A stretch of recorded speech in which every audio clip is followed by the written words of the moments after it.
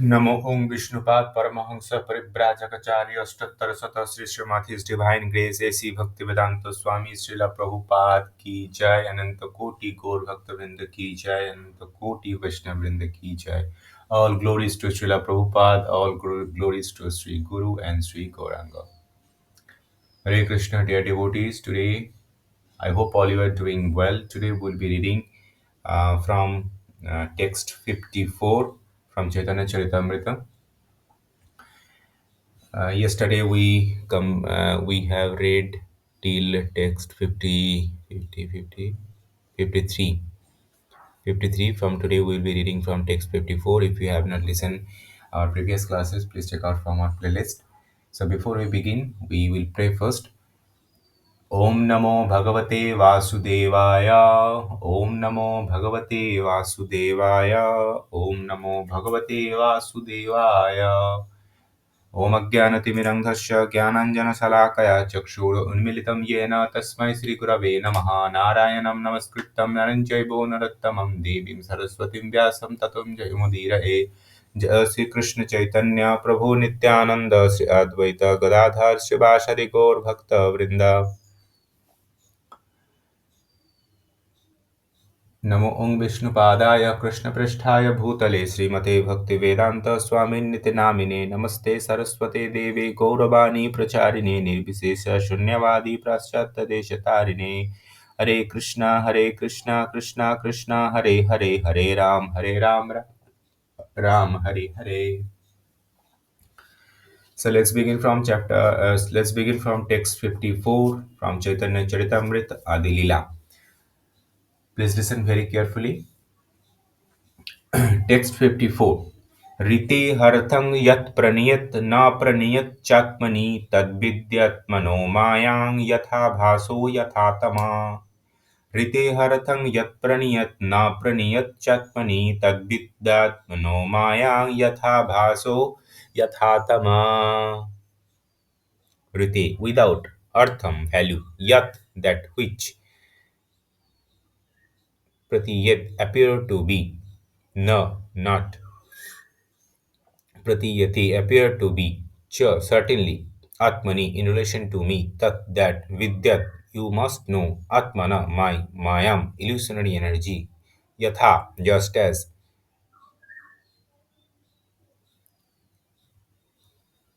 avhasha the reflection, yat just as, tama the darkness. Translation. What appeared to be truth without me is certainly my illusionary energy. What appears to be truth without me is certainly my illusionary energy. For nothing can exist without me. For nothing can exist. Nothing can exist without me. It is like a reflection of a real light from the shadow. For in the light there are neither shadow nor reflection. What appeared to be truth without me is certainly my illusionary energy, for nothing can exist without me. It is like a reflection of real light in the shadow. For in the light there are neither shadow nor reflection. Purport. In the previous verse, the absolute truth and its nature have been explained. One must also understand the relative truth to actually know the absolute. The relative truth, which is called Maya, or material nature, is explained here. Maya has no independent existence. One who is less intelligent is captivated by wonderful activity of Maya, but he does not understand that behind this activity is a direction of the Supreme Lord. In the Bhagavad Gita 9.10 it is said, Maya adhyakshena prakriti shuyate sa characharam. The material nature is working and producing, moving and non-moving being only by the supervision of Krishna. The real nature of Maya, the illusionary existence of the material manifestation, is clearly explained in the Srimad Bhagavatam. The absolute truth is substance. and the relative truth depending upon its relationship with the absolute for its existence. Maya means energy. Therefore, the relative truth is explained to be energy for the absolute truth, since it is difficult to understand the distinction between the absolute truth and the relative truth. And the analogy can be given for clarification. The absolute truth can be compared to the sun, which is appeared in the terms of ap- which is appreciated in terms of two relative truth, reflection and darkness. Darkness is the absence of sunshine, and the reflection is the projection of sunlight into darkness. Neither darkness nor reflection has independent existence. Darkness comes from the sunshine is blocked. For example, if one stands facing the sun, his back will be in the darkness.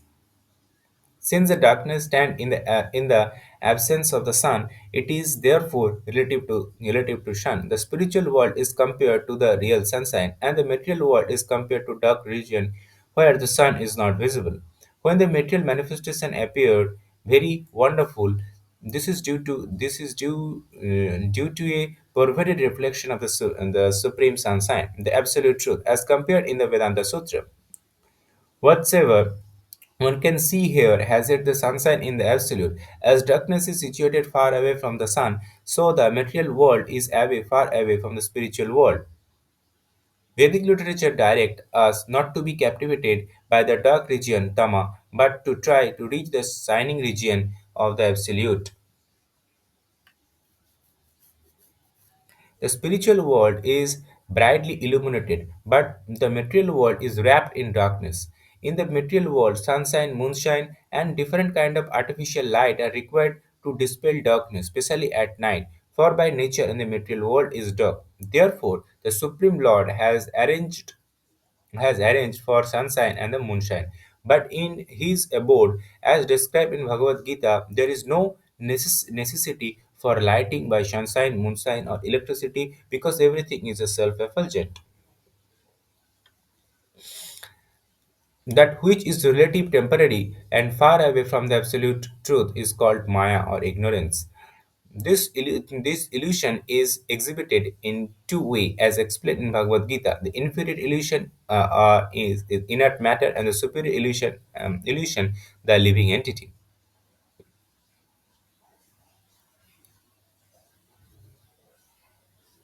The living entity are called illusionary in the context because they are implicated in the illusionary structure and activity of the material world. Actually, the living entity are not illusionary, for they are the part of the superior energy of the Supreme Lord, and do not have to be covered by Maya if they do not want to be so.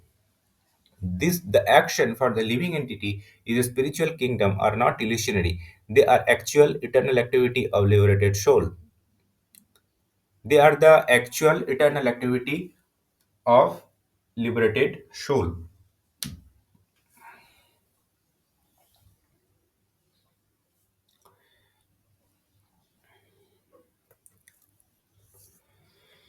Text 55.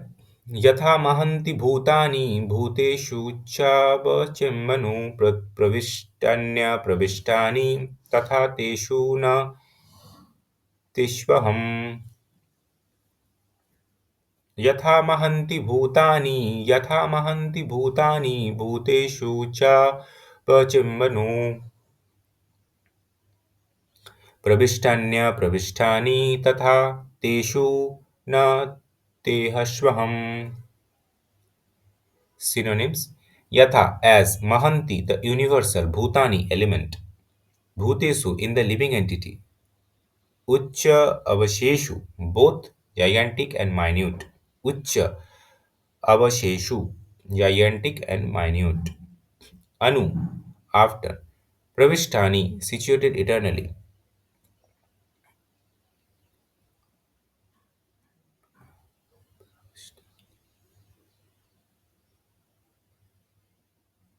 Apravishtani, situated eternally, Tatha, so, Tesu, in them, Na, not, Tesu, in them, Aham, I.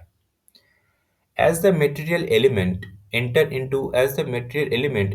the body, all the living being, and yet remain outside them all. I exist within all material creation, yet am not within them.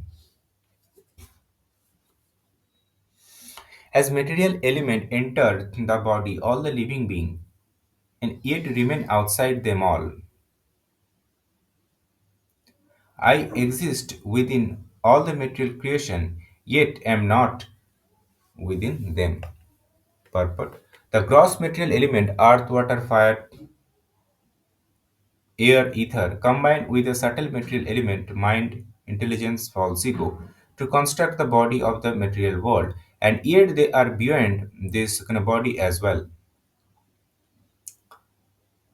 Any material construction is nothing but an amalgamation and combination of the material element is varied proportion. This element exists both within and beyond the body. For example, although the sky exists in space, it also enter within the kind of body. Similarly, the Supreme Lord, who is the cause of the material energy, live within the material world as well as the beyond as well as beyond it. Without his presence within the material world, the cosmic body could not develop. Just as without the presence of the spirit within the physical body, the body could not develop. The entire material manifestation developed and exists because the Supreme Personality Godhead entered as a Paramatma or the Super Soul. The Personality Godhead is all pervading feature of the Paramatma entered in every entity. And the biggest, from the biggest to the minute, his existence can be realized by only can who has a single qualification of submissiveness and who thereby become the surrounded and who thereby become a surrendered soul. The development of submissiveness is the cause of the proportionate of the spiritual realization by which one can ultimately meet the Supreme Lord in person, as a man meet another man face to face. Because of his development of transcendental attachment for the Supreme Lord, this is surrounded is surrendered soul feel the presence of the beloved everywhere, and all his senses are engaged in the loving service of the Lord. His eyes are engaged in seeing the beautiful couple of Radha Krishna sitting on a decorated throne beneath the desire tree in the transcendental land of Vrindavana. His nose engaged in smelling the spiritual aroma of the lotus feet of the Lord. Similarly, his ear engaged in hearing the message from the Vaikuntha, and his hand embraced the lotus feet of the Lord and associate. Thus, the Lord is manifested a pure devotee from within and without. This is one of the mystery of the devotional relationship in which the devotee and the Lord are bound by tie of spontaneous love. To achieve this love should be the goal of life for every living being.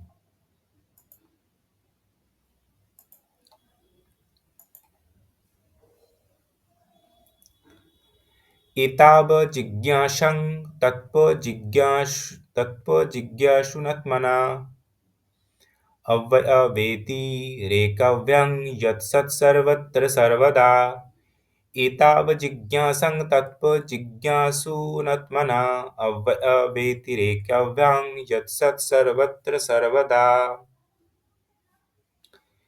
Etat, up to this, eva, certainty, jigyasham, to be inquired about, tattva, of the absolute truth. Jigya, jigyasuna, by the student, atmana, of the self, avvaya, directly, anavvaya, directly, vyatireka, vyam, indirectly, yet whatever, sat, it may be, sarvatra, everywhere, sarvada, always. A person interested in transcendental knowledge must therefore always directly and indirectly inquire about it to know the all-pervading truth. A person interested in transcendental knowledge must therefore always directly and indirectly inquire about it to know the all-pervading truth. A person interested in transcendental knowledge must therefore always directly and indirectly inquire about it to know all the pervading truth. Those who are serious about the knowledge of transcendental world, which is far beyond the material cosmic creation, must approach a bona fide spiritual master to learn the science both directly and indirectly. One must learn both mean to approach the desired destination and and the hindrance to such progress. The spiritual master know how to regulate the habit of the neopathic devotee, and therefore the serious student must learn the science in all its aspects from him.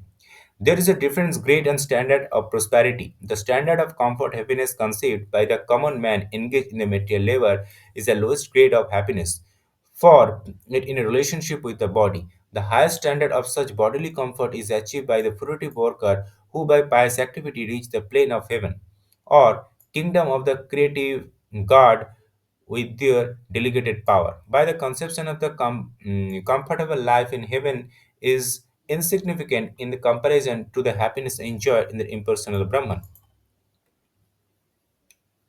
And this Brahmananda is spiritual bliss derived from the impersonal Brahman. Is like water in the hoofprint of cow, hoofprint of calf compared to the ocean of love of God. When one develops pure love for the Lord, he derive an ocean of transcendental happiness from the association of personality Godhead. To qualify oneself to reach this stage of life in the highest perfection, one should try to purchase a ticket to go back home, back to Godhead. The price of such ticket is one intense desire for it. The price of such ticket is one's intense desire for it, which is not easily awakened. Even if one continuously perform pious activity for thousands of life, one mundane relationship are sure to be broken in the course of time. But one but once one establishes a relationship with the personality God, it is a particular rasa, it is never be broken. Even after annihilation of the material world, one should understand through the transparent medium of the spiritual master that the supreme lord exists everywhere in the transcendental spiritual nature, and yet the living entity relationship with the lord are directly and indirectly existence everywhere, even in the material world. In the spiritual world there are five kinds of relationship with the supreme lord: santa, dasya, sakhya, vatsalya, madhurya. The perverted reflection of the rasa found in the material world, land, home, furniture, and other inert material objects are related in Santhya or neutral in the silent sense. Whereas the servant to a das relationship, the reciprocation between the friend is called Shakya, affection of the parent child is called the Vatsalya, and affection in the conjugal love in the constitute the Madhurya. These five relationships, the material world, are distorted reflection of the original pure sentiment which should be understood and perfect relationship with the supreme personality guarded under the guidance of bona fide spiritual master. In this material world the perverted rasa can bring frustration if these rasa are established with the lord, and the result is eternal and blissful life. From this and preceding three verses of the Chaitanya Charitamrita, which have been selected from Srimad Bhagavatam, is a missionary activity of the Lord Chaitanya can be understood. Srimad Bhagavatam has 18,000 verses, which are summarized in the four verses beginning from the Ahameva Samevagre, beginning from Ahameva Samevagre 53, concluding Yet Sat Sarvatra Sarvada. 56. In the first, these verses 53, the transcendental nature of the Krishna and the Supreme Personality Godhead explained, and the second verse, the further explained, the Lord is detached from the working of the material energy and Maya. The living entity, although kind of potent parcel of the Krishna, are kind of prone to be kind of controlled by the external energy. Therefore, although they are the spiritual and the material world, they are the kind of encased in the kind of body of material energy. The eternal relationship of the living entity with the Supreme Lord is explained in this verse. The next verse, 55, instructs that the Supreme Personality guarded by his inconceivable energy is simultaneously one with the different and the living entity and material energy. This knowledge is called the Achinta Bhedabhed. When one individual entity is surrounded by the Supreme Lord Krishna, he can then develop the neutral transcendental kind of love for him. This surrounding process should be the primary concern of the human being. In the next verse 56, it is said that the conditioned soul must be ultimately approach the bona fide master and try to and try to understand perfectly the material and the spiritual world and his existential kind of position. He heard the word directly and indirectly. Anvaya Vyatirekavavyam. Anvaya Vyatirekavavyam, directly or indirectly, suggests that one must learn the process of the devotional service in it two aspects. One must directly execute the process of devotional service and indirectly avoid the impediment to progress.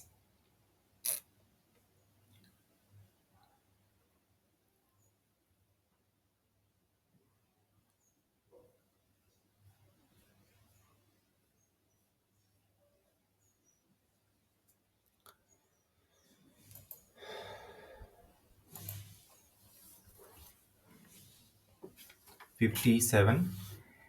चिन्तामणिर्जयति सोमगिरिगुरुर्मे शिक्षा गुरुंश्च भगवान् शिखि पिञ्छमौली यत्पादकल्पतरु पल्लव शेखरेषु लीलाशयम्ब ररसं लभते जयश्री चिन्तामणि च अतिशोमगिरिर्गुरुर्मे शिक्षा गुरुश्च भगवान् शिखिपिञ्छिमौली यत्पादकल्पतरुपल्लवशेखरेषु लीलास्वयंवररसं लभते च Shri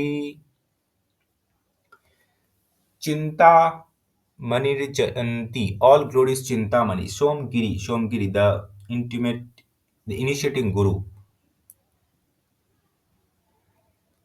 the spiritual master, me, my, Shiksha Guru, the instructing spiritual master, Cha, and Bhagavan, the supreme personality Godhead, Siki Pinchi, the without the peacock feather, Mauli, whose head, Yat, whose Pada of the lotus feet, Kalpataru, the like desire tree, Pallava, like a new leaf,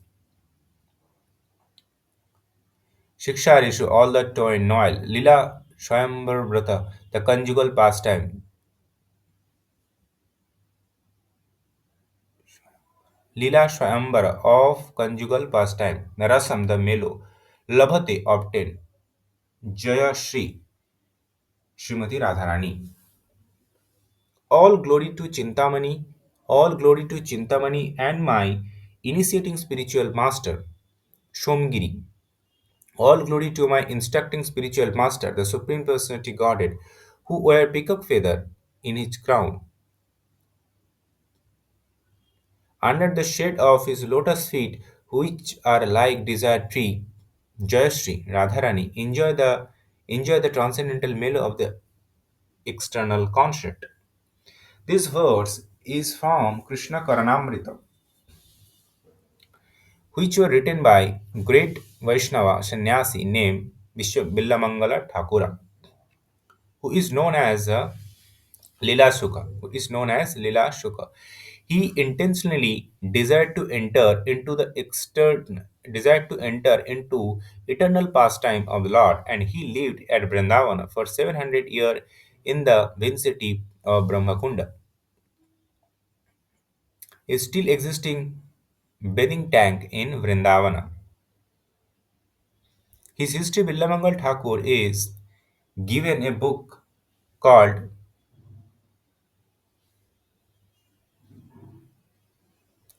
Sri Ballava Digvijay. He appeared in the 8th century of the Saka era in the province of Dwarika, was a chief disciple of Vishnu Swami.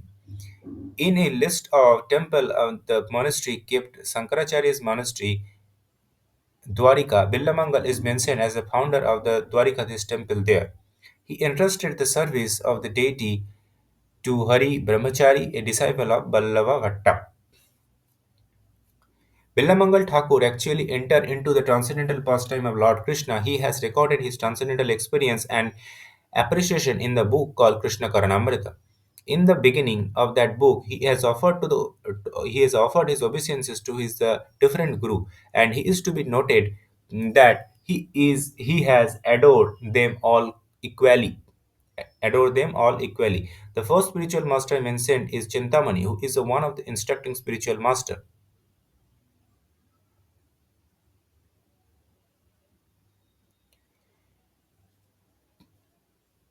she first showed him the spiritual path. Chintamani was a prostitute with whom the Billamangal Thakur was intimate earlier in his life. She gave him the inspiration to begin the path of devotional service because she convinced him to give up the material existence to try for perfection of loving Krishna. He has first offered his respect to her.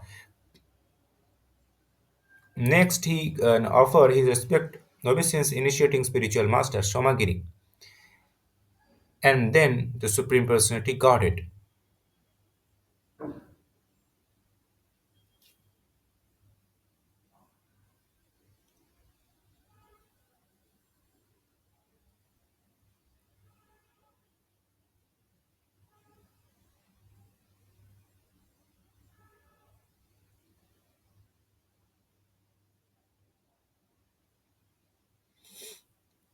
And who was his instructing spiritual master? He specially mentioned Bhagavan, who has a peacock feather on his crown, because the love of Vrindavana. Krishna, the cowherd boy, used to come in the Villamangala to talk with him and supply him with the milk. In the adoration of Sri Krishna, in his adoration of Sri Krishna, the personality Godhead, he can state that Jayasri, the goddess of fortune, Srimati Radharani, takes shelter in the shade of his lotus feet to enjoy the transcendental rasa of nuptial love. The complete treasure Krishna Karanamrita is dedicated to the transcendental pastime of Sri Krishna and Srimati Radharani. It is the book to be read and understood by most elevated devotee of Sri Krishna. Text 58. জীবে সাক্ষাৎ নাহি তাতে গুরু চৈত্যরূপে শিক্ষাগুরু হয় কৃষ্ণ মহন্ত স্বরূপে জীবে সাক্ষাৎ নাহি তাতে গুরু চিত্তরূপে শিক্ষাগুরু হয় Krishna Mahanta স্বরূপে Jive, by the living entity. Shakshat, direct experience. Nahi, there is not. Tate, therefore. Guru, the spiritual master. Chitta Swarupe, in the form of super soul. Siksha Guru, the spiritual master who instruct. Higher appear. Krishna, Krishna the supreme personality, Godhead. Mahanta, the topmost devotee. Swarupe, in the form of. Translation. Since one cannot visually experience the presence of the Supersoul, he appeared before us as a liberated devotee. He appeared before us as a liberated devotee. Such a spiritual master is none other than Krishna himself. Such a spiritual master is none other than Krishna himself. Since one cannot visually experience the presence of Supersoul, he appeared he appeared before us as a liberated devotee. Such a spiritual master is none other than Krishna himself. Purport. It is not possible for a conditioned soul to directly meet Krishna, the Supreme Personality Godhead, but if one become a sincere devotee and seriously engage in devotional service, Lord Krishna said Lord Krishna sends an instructing spiritual master to show him favor and invoke his dormant propensity for serving the Supreme. The perceptor appear before the external senses of the fortune conditioned soul, and at the same time the devotee is guided from within by Chaitya Guru, Krishna, who is seated as the spiritual master within the heart of living entity. The perceptor appear before external senses. The perceptor appear before the external senses of the fortunate conditioned soul, and the perceptor appears before the external senses of the fortunate conditioned soul, and at the same time the devotee is guided from within by Chaitya Guru, Krishna, who is seated as the spiritual master within the heart of living entity.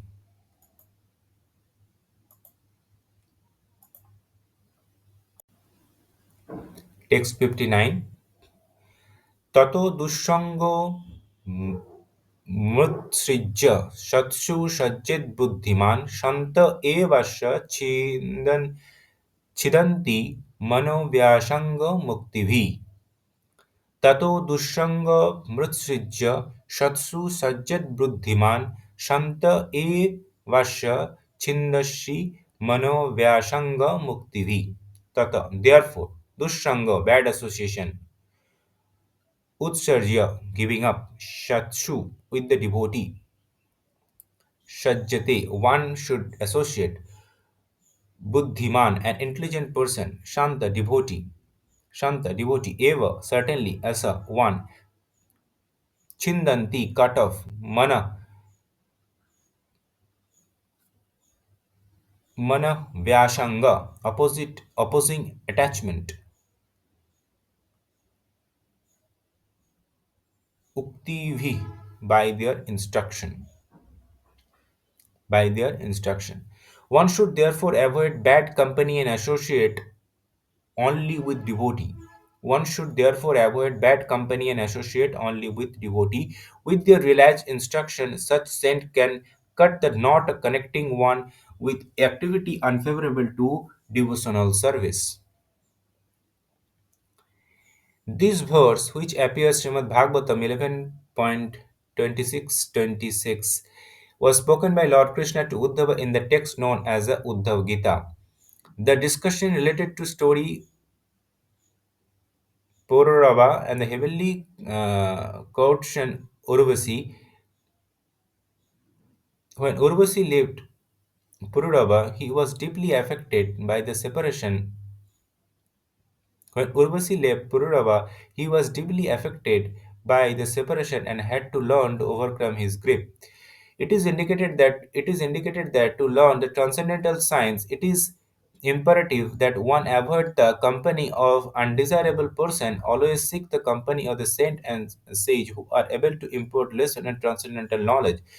The potent word of such realized soul can penetrate the heart, thereby eradicating all misgiving accumulating through ear and undesirable association. For an Neopathic devotee, there are two kinds of person whose association is undesirable. The gross materialistic who constantly engage in sense gratification and unbeliever who do not serve the Supreme Personality Godhead but serve their senses in the mental whims in terms of their speculative habit.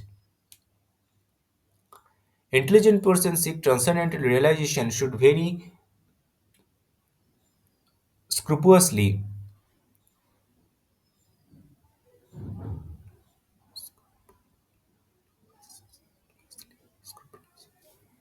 Intelligent person seeking transcendental realization should very scrupulously avoid their company.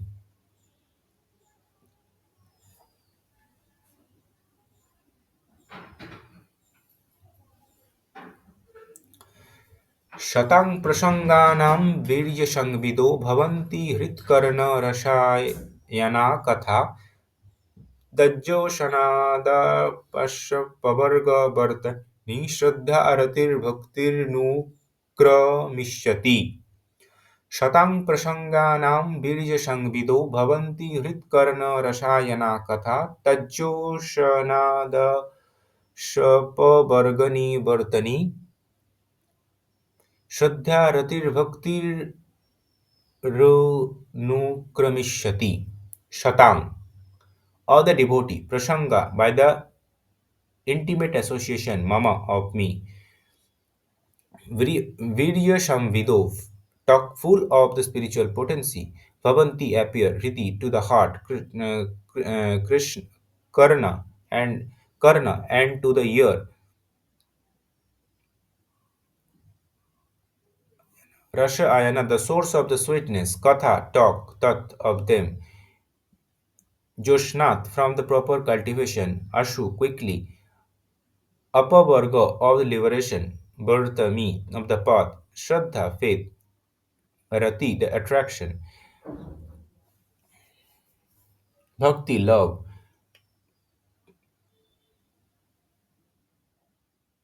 Anukramishati will follow one after another. The spirituality, powerful message of Godhead can be properly discussed only in a society of devotee, and it is greatly pleasing to hear that association. If one hear from devotee the way transcendental experience quickly open and gradually one attain firm faith that in due course develop into attraction and devotion. This verse appears Srimad Bhagavatam 3:25-25, where Kapil Deva replied to the question of his mother, Devahuti, about the process of devotional service. As one advances in devotional activity, the process becomes progressively clearer and more encouraging. Unless one get his spiritual encouragement by following the instruction of the spiritual master, it is not possible to make advancement. Therefore, but as one advance in devotional activity, the progress become the process become progressively clearer and more encouraging. Unless one gets his spiritual encouragement by following the instruction of the spiritual master, it is not possible to make advancement. Therefore, one's development of test for executing this instruction is the test of one devotional service. Initially, one must develop confidence by hearing the signs of devotion from the qualified spiritual master. Then, as he associate with the devotee and try to adapt the mean instructed by the spiritual master of his own life. His misgiving and other obstacles are vanquished by the execution of devotional service. Strong attachment for transcendental service of the Lord develop as he continues listening to the message of Godhead. And if he steadfastly proceed in his way, he is certainly elevated to spontaneous love for Supreme Personality Godhead. So today we concluded the reading from Bhaktivedanta Purport from Chaitanya Charitamrita. So from tomorrow we'll be reading from text 61. I hope today's reading you understand everything. So now we will make a short video presentation for you so that you can understand more better way. So please stay tuned, listen till the end. You must get the proper understanding from our today's class. So thank you very much. Hare Krishna. All right, today we're going to dive into a philosophical text that, well, it pretty much challenges the very foundation of how we see reality. The whole argument is that the world is just so much more complex and interconnected than it seems on the surface. So get ready for a journey into what this text calls transcendental knowledge. I mean, just think about that for a second. We trust our senses, right? They tell us what's real. But what if the world we experience every single day is, according to this text, a kind of grand illusion, a reflection of something much more real, something absolute? That is the core question we're digging into today. So here's how we're going to break it all down. First, we'll look at reality's grand illusion. Then, we'll explore this really cool analogy of reflection, shadow, and truth. After that, we'll tackle the paradox of being everywhere and yet nowhere, and then look at the path of inquiry for anyone who wants to understand this. Finally, we'll talk about why finding a guide is so crucial and the ultimate goal of this whole thing, the journey to devotion. Okay, so first up is the big one, the foundational concept. The text basically argues that this material world we see, feel, and touch, it isn't the ultimate reality. It's more like a powerful, really captivating, but in the end, temporary illusion. And the specific term for this is Maya. Now, the key thing to get here is that it's not saying the world doesn't exist at all. The point is that it has no independent existence. It's described as an illusory energy that completely depends on a higher source for its reality. Kind of like how a movie needs a projector to even show up on the screen. And this quote from the text just nails it. It says that anything that seems to exist all on its own, separate from the absolute source, is part of this illusion. It's suggesting a total dependency. Without that source, there is no illusion, no material world, nothing. Okay, I know, that's a pretty abstract idea. So how do we get a better grip on it? Well, luckily, the text gives us this brilliant analogy that makes the difference between the absolute and the relative totally clear. This slide just lays it out so perfectly. Look, on the left, you got the absolute truth. That's the original thing, the real deal, the light itself.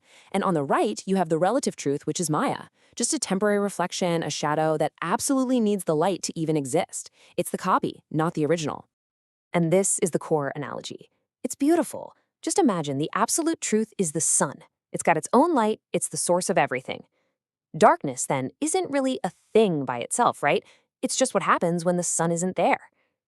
The material world is compared to this darkness, and all the beautiful, captivating things we see in this world, they're like a reflection of the sun's light being projected into that darkness. So here's the bottom line, the crucial point. You can't have a shadow without a light source. You can't have a reflection without an object to reflect. They are completely dependent. And in the exact same way, the text is saying that our material world is totally dependent on that spiritual, absolute source for its temporary existence. Now, this is where things get really fascinating, because it leads to this incredible paradox. The text describes the nature of this absolute source as being everywhere all at once, but also somehow completely separate from everything. So, how does that even work? How can something be both inside of everything and also totally beyond it at the exact same time? It sounds like a complete contradiction. But don't worry, the text gives us another analogy to help us wrap our heads around it. Just think about the physical elements. The sky is out there, way outside of us, but it's also inside our bodies as the air we breathe and the space our atoms occupy. The text suggests the absolute is just like that. It exists beyond the material world, totally transcendent, but it also enters into every single created thing as the supersoul, this guiding internal presence. So you see, it's both within everything and beyond everything. So, okay, we've got these huge, profound, and pretty complex ideas. How is a person supposed to actually realize them, you know? The text doesn't just drop these philosophies on us, it actually lays out a specific method for understanding it all. And that's the path of inquiry. And there's even a special name for the person on this path, a tattva jignasu. And this isn't just some casual observer. This is a serious student, someone who is genuinely and actively trying to understand the nature of the absolute truth. And the process for this student is really two-sided. First, you've got direct inquiry. This is about learning and actually practicing the positive methods, the do's. But just as important is the indirect inquiry. This is all about learning what gets in the way, recognizing the obstacles, the don'ts, and then actively avoiding them. It's a path of both doing the right thing and knowing what not to do. Now, according to the text, this whole path of inquiry is not a journey you can or even should take on your own, because the thing you're searching for is transcendental. It's beyond the reach of our normal senses. Guidance is considered absolutely essential. And this quote explains exactly why. Remember that inner presence we talked about, the supersoul?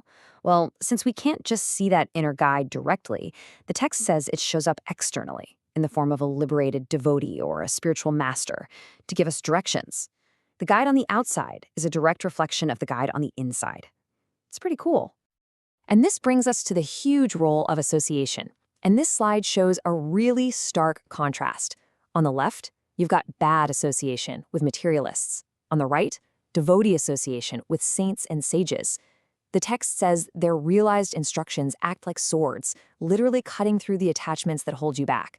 So who you choose to surround yourself with is presented as a make or break factor. So what's the end game here?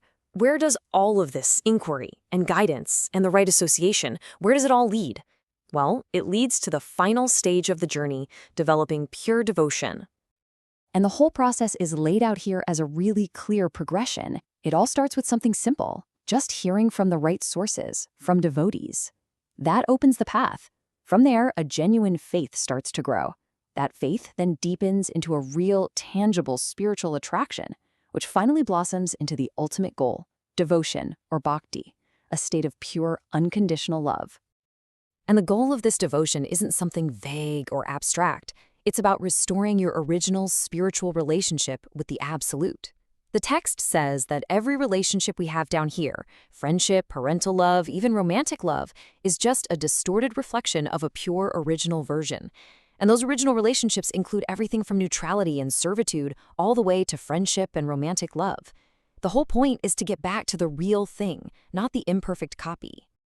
So, to bring this all together, the text we've been exploring says our material world is basically a dependent reflection of a higher absolute reality. That absolute is both beyond the world and inside every single part of it. The path to seeing this truth requires sincere inquiry, the help of a guide, and the right kind of friends, all of which leads to reawakening a pure devotional relationship.